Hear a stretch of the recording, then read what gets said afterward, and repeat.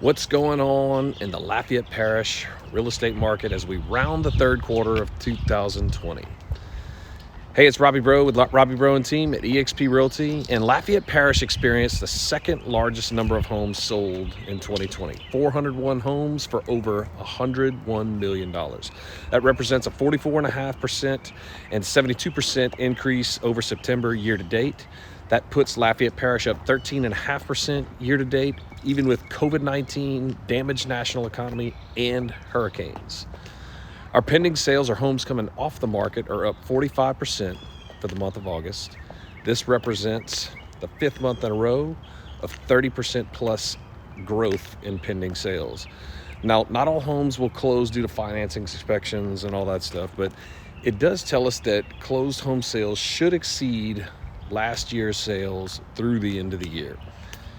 Now, Lafayette Parish's average sales price increased by 5%, nearly 5%, to $236,000. And that all seems pretty good, but the one thing that's going to slow down our market is the homes or inventory that are coming into the yard, or new homes, new signs that are coming into the yard. We experienced an 8% reduction year to date in new homes coming onto the market, and all the while sales continue to trend up in the marketplace. The lack of this inventory, or the sellable inventory that's out there, is essentially going to push people to the sidelines, like we talked about before, waiting for something better. So what do I mean by that? We're hearing from buyers right now, just like you, that are waiting for the perfect home to come onto the market before they put theirs up for sale. It's the ever give and take, the pull. Now, what comes first? So if you absolutely have to sell your home before you buy, there's a very high probability that if you're going to wait for that perfect home to come on the market, by the time it's there, you're more than likely going to miss out, because your current home either isn't ready or it's not under contract. Now, we're here to give you real-time, up-to-the-minute data on where your home stands, whether getting it new on the market, or if you're currently struggling to sell your house right now on your own today.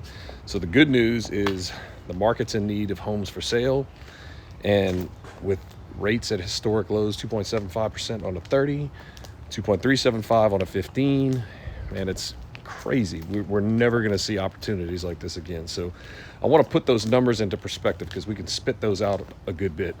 Last year this time, if you were going to finance $300,000, your payment would have been $1,514. Today, that same mortgage payment, principal and interest, of course, is $1,222. That's nearly $300, but the same house. So we got a couple options.